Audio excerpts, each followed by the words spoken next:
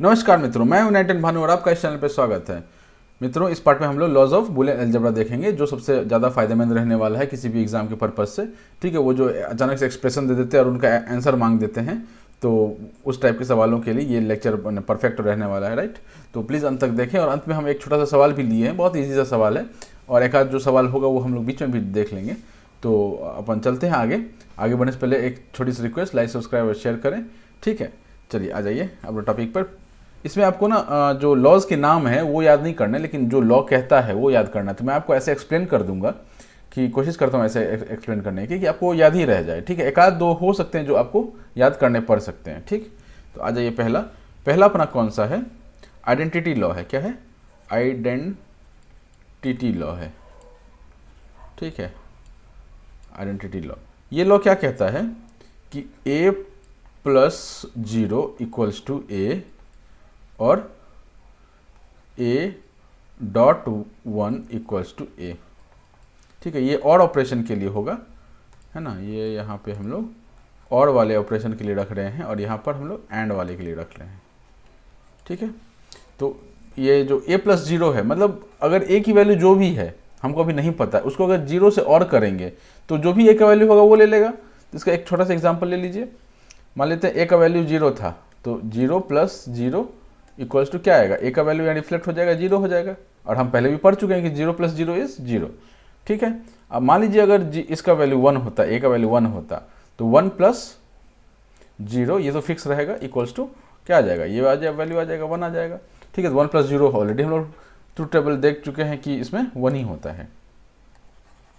ठीक, ये याद रहेगा। ये a प्लस 0 इज a। दूसरा यहाँ पर क्या? a.1, सेम चीज़ यहाँ पर लगा दीजिए। ठीक है, 0 प्लस 0.1 एंड 1.1। अभी अब हम पढ़ चुके हैं कि 0.1 क्या होता है? 0 होता है, और 1.1 क्या होता है? 1 होता है। तो अब देख रहे होंगे कि ये 0 और ये सेम है, और ये वाले दोनों जो है वो सेम है। मतलब कि ये जो a की जो भी वैल्यू है वही बाय डिफ़ॉल्ट उसकी वैल्यू आंसर में आ रहा है, मतलब रिजल्टेंट वैल्यू वही हो रही है। ठीक है, दूसरा लॉ क्या है अपना? Idempotent law. ठीक है, आइडेम्पोटेंट लॉ, दूसरा लॉ अपना ये है। ठीक है, नाम थोड़ा मतलब टफ सा है, बट काम का चीज़ ही हम लोग याद रखेंगे।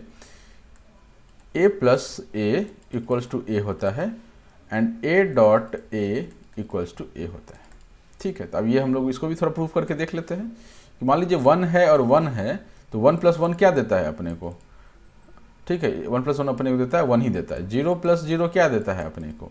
0 ही देता है। तो ये यहाँ से प्रूव हो जाता है। सेम यहाँ पर 1.1 क्या देता है अपने को? 1 देता है। 0.0 क्या देता है अपने को? 0 देता है। ठीक है, तो यहाँ से भी ये प्रूव हो गया कि a प्लस ए ही के बराबर होता है, और a.a जो होता है वो भी a ही के बराबर होता है। राइट, ठीक है, चलिए अभी आइडेम्पोटेंट हो गया अपना। अगला है कम्यूटेटिव लॉ। कम्यूटेटिव तो खैर बहुत आसान है। Commutative law. ठीक है, कम्यूटेटिव लॉ क्या कहता है? इसमें कहता है कि a plus B equals to B plus A.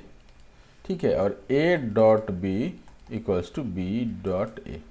ठीक है, ये तो अपन को देख के ही लग रहा है कि यही होना चाहिए। ठीक है, क्योंकि बीच में प्लस हो या बीच में डॉट हो, चाहे एंड का ऑपरेशन हो या और का ऑपरेशन हो, दोनों ही केस में आप अगर उसको आगे का पीछे या पीछे का आगे कर देते हैं तो कोई फ़र्क नहीं पड़ता है, उससे वो कम्यूट कर सकते हैं। कम्यूट करना मतलब क्या हो गया कि ए के बाद बी था, अभी नेक्स्ट में बी के बाद ए, दोनों ही बराबर आ रहे हैं। तो ये कम्यूटेटिव लॉ को फॉलो करता है।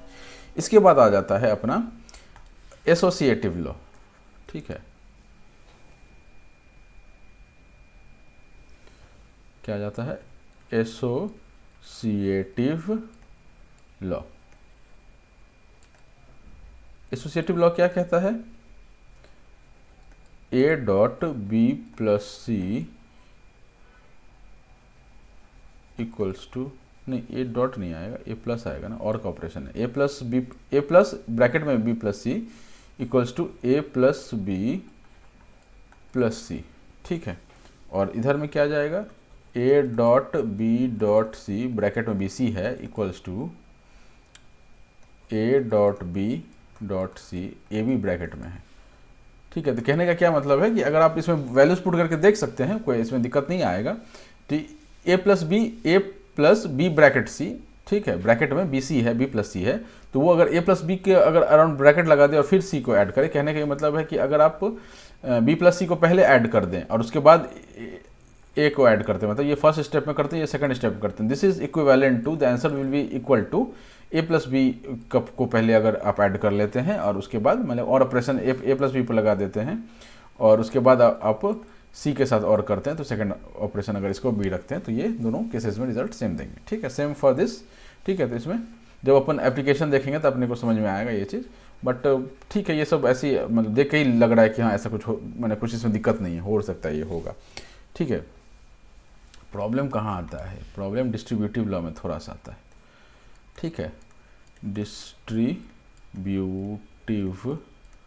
लॉ, इस लॉ को थोड़ा सा ध्यान से पढ़िएगा, क्योंकि ये जो पहले अपन ने अभी तक लिखा है ना, वो कभी आपको ऐसे सवाल में उठ के नहीं आने वाला है, ये कहीं अप्लाई होगा। ठीक है, डिस्ट्रीब्यूटिव लॉ में जो एक ये है एक्सप्रेशन है, वो सीधा सीधी उठ के सवाल में पूछा जा सकता है कि भाई इसका वैल्यू क्या होगा। ठीक है, तो इसमें क्या होता है, कहाँ गया, a plus b c equals to A plus B dot B plus c, नहीं ए प्लस सी, ठीक है, ये डिस्ट्रीब्यूटिव लॉ है इसके लिए। और एंड ऑपरेशन के लिए क्या है, ए dot B plus C equals to A dot B plus A dot C. ना सेकेंड वाला जो पार्ट है ये आपने नॉर्मल मैथमेटिक्स में पढ़ रखा होगा कि ए तो जैसे X into Y plus Z अगर होता है तो this is equal to X Y plus X Z. ठीक है, तो ये अपन ने कहाँ पर रखा है, मैथ्स में पढ़ रखा है, राइट। लेकिन ये वाला जो पार्ट है ये जो है थोड़ा सा ट्रिकी, और ये सीधा का सीधा मित्रों उठ के एग्जाम में पूछा जा सकता है कि ए बी सी का वैल्यू क्या हो जाएगा ये। ठीक है, ये दे देंगे आपको इसमें और इसका बोल देंगे रिजल्ट क्या होगा, ऑप्शन में एक ऑप्शन ये भी हो सकता है, या फिर अदर वे अराउंड क्या हो सकता है कि आपको सवाल में ये वाला पार्ट पकड़ा दें और ऑप्शन में आपको ये वाला पार्ट दे दें। ठीक है, इन में से कुछ भी हो सकता है, ये सीधा आपको याद रखना है। याद करने का क्या तरीका होगा वो मैं आपको कोशिश करता हूँ, उससे पहले प्रूव करने का कोशिश करते हैं। क्या करते हैं, प्रूव करने का, बस 2 से 3 लाइन में ये प्रूव हो जाएगा।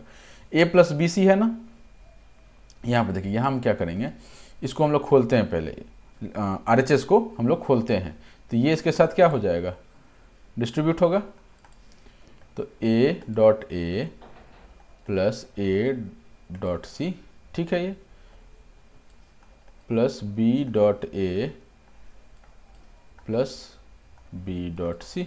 ठीक है, यहाँ से कोई दिक्कत, सब कुछ समझ में आ रहा है। अब ए डॉट ए हम लोग ऑलरेडी पढ़ चुके हैं, क्या है, ए डॉट ए अपना आइडेंटिफाइड लॉ है, और ए डॉट ए क्या होता है, ए होता है। ठीक है, तो यहाँ पर लिख लेंगे हम लोग ए प्लस ए सी प्लस बी ए को हम लोग ए बी लिख सकते हैं।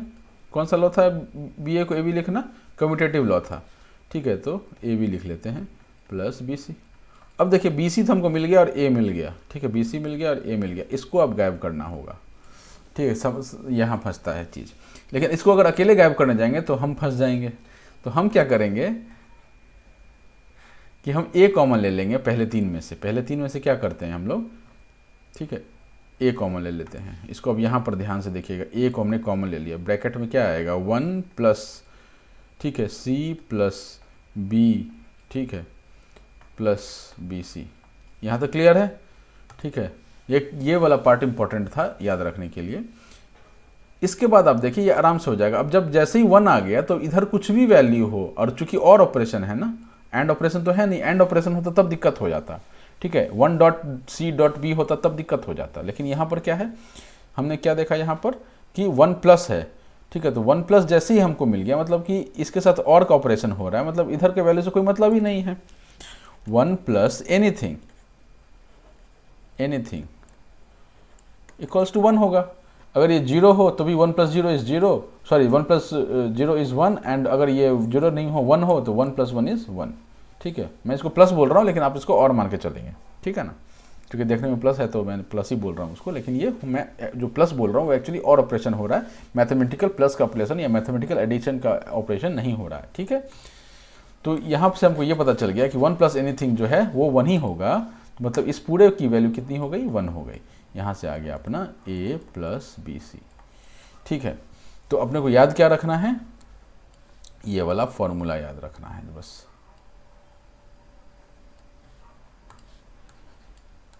ए प्लस सी, ठीक है, तो मैंने आपको डिराइव करके बता दिया, आप ये खुद भी ट्राई कर सकते हैं, राइट।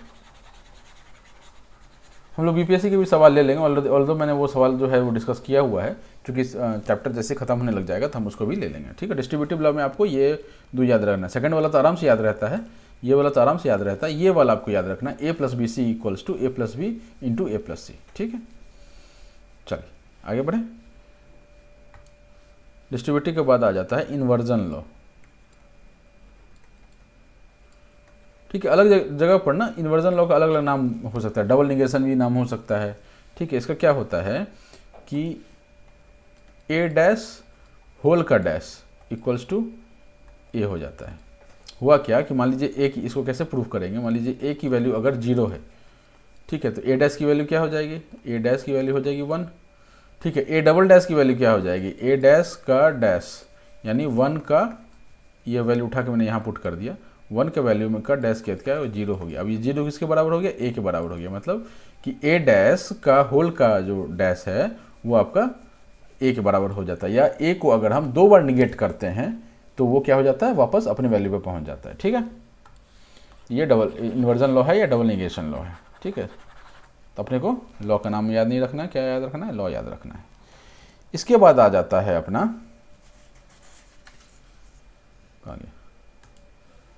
एंड लॉ, एंड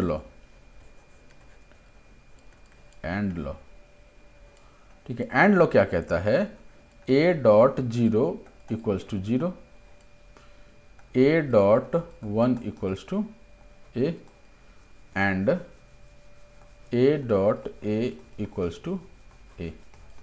अब इसको थोड़ा गौर से देखिए, ए डॉट 0 मतलब ये क्या कर रहे हैं आप, एंड ऑपरेशन लगा रहे हैं, और इधर क्या है 0 है, तो इधर कुछ भी हो, एनीथिंग, यही मैं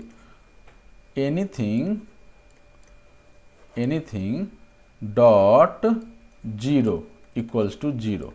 क्यों 0 है, क्योंकि डॉट किसके साथ, एंड ऑपरेशन किसके साथ लगा रहे हैं, 0 के साथ, कि ये अगर एक ऑफ है तो एंड ऑपरेशन में कुछ भी हो, इस साइड ऑन हो ऑफ हो कोई फर्क नहीं पड़ता है, पूरा ही ऑफ मिलेगा आपको, ठीक है। इससे ये पहला वाला हो गया। अब दूसरे वाले में क्या कर रहा है, अगर ए से डॉट कर रहे हैं तब क्या होगा, सॉरी 1 से डॉट कर रहे हैं तब क्या होगा, 1 से डॉट कर रहे हैं ना, तो 1 से डॉट कर रहे हैं तो अब हमको ये नहीं पता है कि ए का वैल्यू क्या है, तो वो ए का वैल्यू ले लेगा। मान लीजिए इसका वैल्यू 0 था, तो 0.1 क्या हो जाएगा, 0 हो जाएगा, और 1.1 क्या हो जाएगा, इक्वल्स टू 1 हो जाएगा। तो अब ये देखिए कि ये दोनों वैल्यू सेम है ना, तो ये आपको इसको ऐसे याद रख सकते हैं। ये भी आपसे सीधे नहीं पूछे जाएंगे, ये आपको एप्लीकेशन में कहीं ना कहीं स्टेप में यूज़ करना पड़ सकता है, ठीक है। और लास्ट क्या है अपना a dot a equals to a, ये तो हम लोग ऑलरेडी पढ़ चुके हैं आइडेंटिपोटेंट वाले में, ठीक है। तो ये अपने को ध्यान रखना है। आगे बढ़ें, और लॉ पर आते हैं। और लॉ में क्या कहता है, a plus 0 equals to a आ जाएगा, ठीक है। ए प्लस 1 इक्वल्स टू 1 आ जाएगा, and a plus A equals to a आ जाएगा। तो ये वाला हम लोग आइडेंटिपोटेंट में पढ़ चुके हैं। ये वाला भी हमने कुछ देर पहले ही देखा है कि एनीथिंग इंटू एनीथिंग प्लस, और एनीथिंग के साथ अगर मैंने 1 के साथ अगर कुछ भी हो, ठीक है, 1 के साथ कुछ भी अगर और ऑपरेशन में हो तो अपने को 1 ही मिलेगा, ठीक है। लेकिन 1 के साथ अगर 0 है और ऑपरेशन में, तो जो नहीं, एक मतलब एनीथिंग के साथ अगर 0 है ऑपरेशन में, तब जो एनीथिंग का वैल्यू होगा वही यहाँ पर वैल्यू में आएगा, ठीक है। ये आपको याद रखना है। ये तो कॉमन सेंस से भी आप याद रख सकते हैं ना, कि मतलब एंड ऑपरेशन में अगर कभी भी अगर 0 आ गया मतलब वो तो 0 होना ही है, और ऑपरेशन में 1 आ गया तो फिर उसको 1 होना ही है, ठीक है। तो ये और ये तो आराम से आप याद रख सकते हैं। एंड ऑपरेशन में कुछ भी 0 आ गया मतलब उसको 0 ही होना है, और ऑपरेशन में 1 आ गया तो 1 ही होना है, ये तो आराम से याद रहता है। फंसता है यहाँ पर मामला, ठीक है। अगर 1 के साथ ये कर रहे हैं तो हमको ये नहीं पता है ना कि ये तो इसका वैल्यू क्या होगा, 1 या 0, क्या हम डिफाइंड बोल सकते हैं, नहीं बोल सकते 1 या 0 डिफाइंड। क्यों नहीं बोल सकते, क्योंकि हमको ए का वैल्यू नहीं पता है, ठीक है। 1 के साथ अगर 1 होगा तो फिर यहाँ 1 आएगा, 1 के साथ 0 होगा तो फिर यहाँ 0 आएगा, तो वो किस पे डिपेंड हो गया, इस वाले ए पे डिपेंड हो गया। सेम फॉर हियर, ठीक है। 0 के साथ जब हम और लगा रहे हैं तो यहाँ पर क्या वैल्यू लेगा ये हमको नहीं पता है। क्यों नहीं पता है, क्योंकि अगर 0 के साथ 1 हुआ तो 1 ले लेगा आंसर में, अगर 0 के साथ 0 हुआ तो फिर 0 ले लेगा आंसर में, ठीक है। तो अपने को याद रखना ये सब चीज़। इसके बाद आता है सबसे इंपॉर्टेंट पार्ट पे, that is D Morgan's law. ठीक है, अगला क्या आ जाता है, डी मॉर्गन्स लॉ।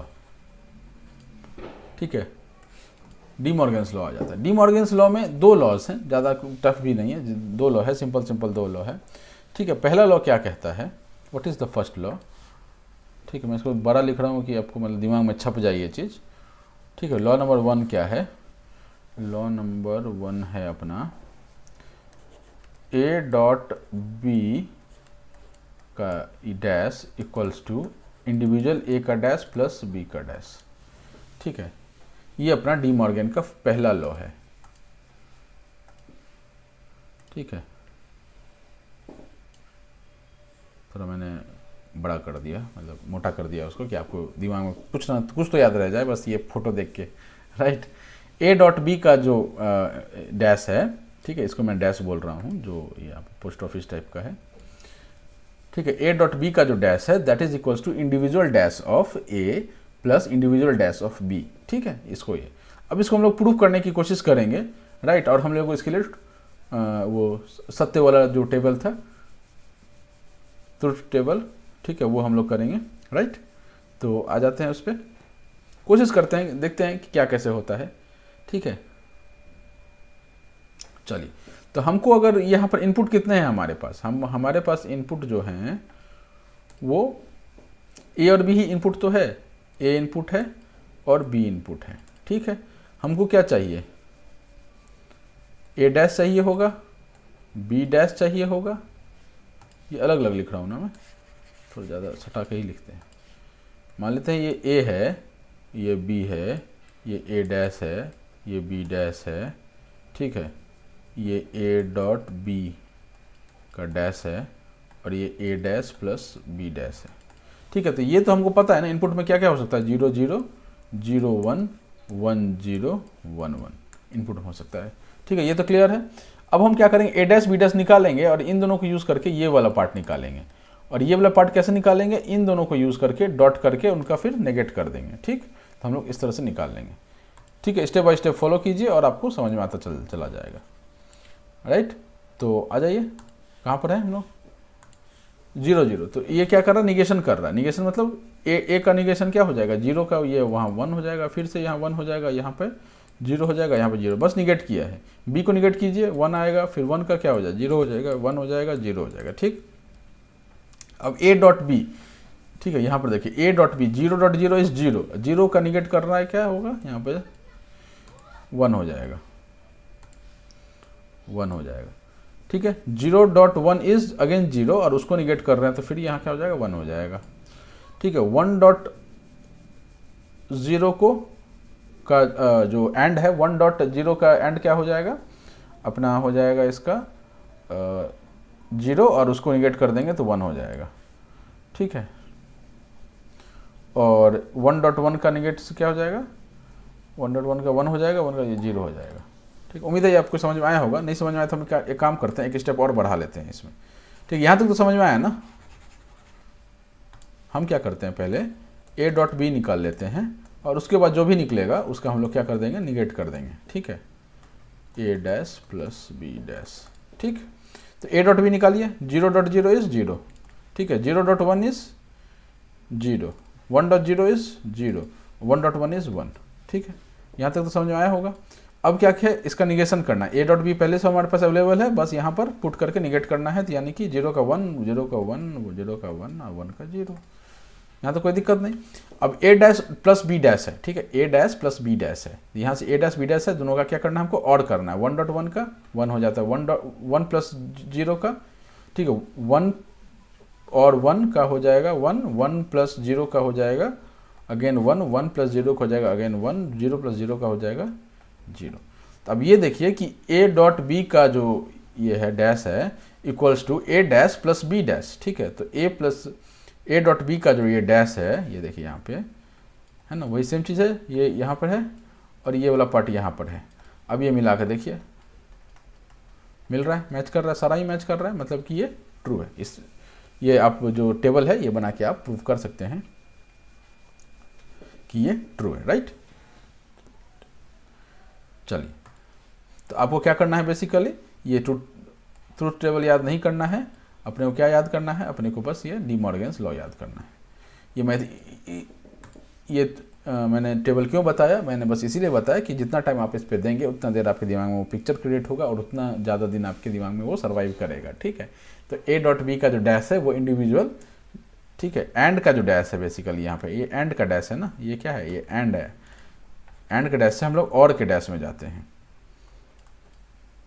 और के डैश में चले जाते हैं। ठीक है, और ये क्या है कि जो ब्रैकेट में है तो ये अंदर घुस के दोनों के ऊपर में आ जाता है, लेकिन बीच में ये और आ जाता है। ठीक है ना, तो ये आप ये इस तरह से याद रखेंगे। आ जाइए अब दूसरे लॉ पे। डी मॉर्गन का दूसरा लॉ क्या कहता है। ठीक है, डी मॉर्गन का दूसरा लॉ कहता है,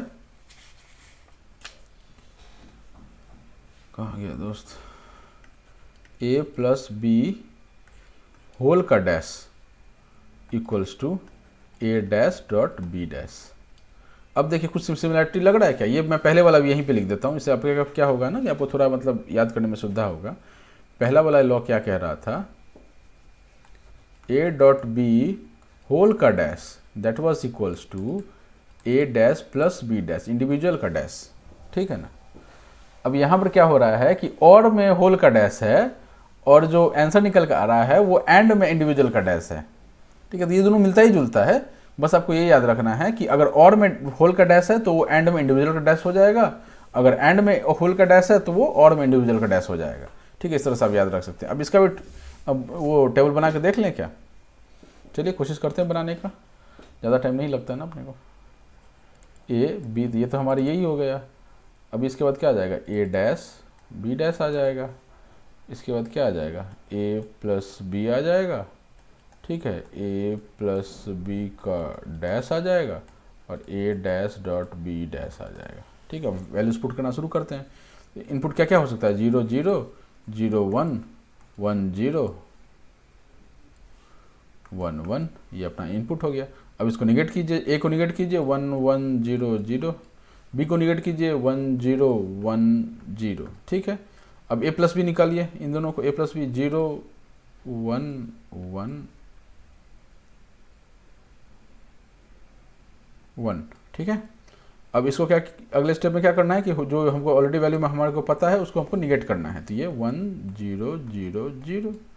ठीक है, अब ये बताइए, ये बोला ये दोनों ऑलरेडी हम निकाल चुके हैं, इन दोनों का क्या करना है, बेसिकली हमको इन दोनों का डॉट करना है, मतलब एंड ऑपरेशन लगाना है। 1.1 इज 1, 1.0 इज 0, 1.0.1 इज 0, 0.0 इज 0। ठीक है, ये देखिए दोनों ये सेम आ गए, तो ये प्रूव हो गया। तो बेसिकली हमको क्या याद रखना था इसमें, ठीक है, ये अपना ट्रुथ टेबल हो गया और इसमें हमको ये याद रखना था कि डी मॉर्गन्स लॉ क्या कहता है। डी मॉर्गन्स लॉ क्या कहता है, एक तो ये कहता है और एक ये कहता है। ठीक है, तो और का जो होल का डैश होगा वो एंड के इंडिविजुअल डैश के बराबर होगा। और का ये और है ना, यहाँ और ऑपरेशन है, राइट, तो और ऑपरेशन के होल का जो डैश होगा, होल का डैश है ना, ये ब्रैकेट लगाया हुआ है, होल का डैश है वो इंडिविजुअल का डैश होगा, इंडिविजुअल के एंड का डैश होगा, इंडिविजुअली डैश होगा एंड का। ठीक है, और दूसरा पहला लॉ क्या कहता है कि होल का अगर डैश एंड के होल का डैश होगा, एंड के होल का डैश होगा तो इंडिविजुअल और का डैश होगा, इंडिविजुअल और का डैश होगा। ठीक है, मेरा लैंग्वेज आप फॉलो कर पा रहे हैं, डैश और कैसे मैं यूज़ कर रहा हूँ, तो उसी लैंग्वेज के हिसाब से चलिएगा क्योंकि नहीं तो आपको कन्फ्यूज़न होगा। ठीक है, चलिए इसके साथ ये पार्ट समाप्त होता है। इसमें लास्ट में मैंने बोला था आपको एक हम लोग एग्जाम टाइप का एक क्वेश्चन लेंगे और वो करके देखेंगे। एक तो हमने करके देख लिया ना,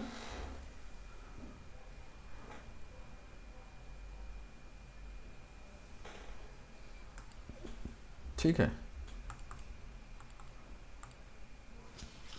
तो एक हमने एक करके देख लिया, ऊपर हमने यहाँ पर किया था ना, एक कहाँ गया वो मैंने मिटा दिया था, बट ये वाला जो पार्ट था वो मैंने आपको करके दिखाया था। ऐसे डिस्ट्रीब्यूटिव लॉ वाला जो पार्ट था, ये वाला जो था ना, ये वाला जो था, इसको मैंने आपको करके दिखाया था कैसे कि करते हैं।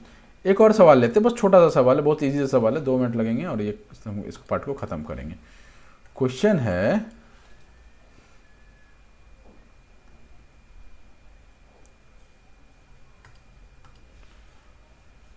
a plus A B equals to क्या होगा।